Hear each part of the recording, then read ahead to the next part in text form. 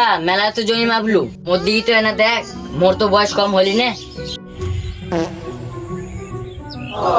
এর কি দেখুন তোর তো দেখছো কিসের ভাগ? জমি কি আর এমনি এমনি হয় নাকি? ভাঙ্গা খাটনি করবো, আর জমি কি এমনি এমনি আসে নাকি? জমি খানে কলে পাবো তুই?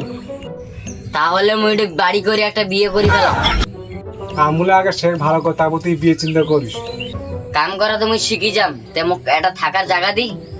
এই যে জমিটা আছে উত্তর দিকে, এই জমিটা মোর নামে লিখি দিই।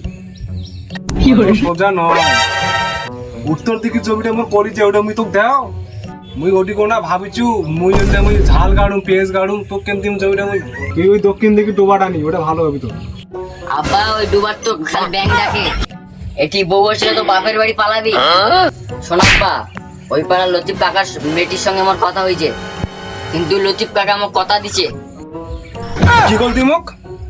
তোর ফের লতিফের সাথে কথা বলি? হয় আব্বা, উত্তর দিকের জমিটা মুখ যদি না দেস তাহলে ওর বেটির সাথে আমার বিয়ে দিবি না, অন্য জায়গায় নাহলে বিয়ে দিয়ে দিবি ওর। দাঁড়া, আমি আগে চিন্তা করবো আগে কি করা হয়। আমাদের কালকে আমি দলিল লেগে দিন, পেন্টার যে কোষ। সত্যি আব্বা দেবো? আমিও তো লোক, কি আমাদের রান্না খেতে তোর কিছুই লাগবি না।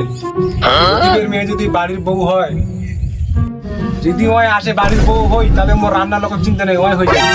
কিন্তু একটা কথা আছে, বিয়ের পর মো ঘরের চাল তো দিয়ে দিব। সে তো দিই আব্বা, মুই তো জানো তুমিও দিয়ে দেবো, বিয়েও করে দেবো।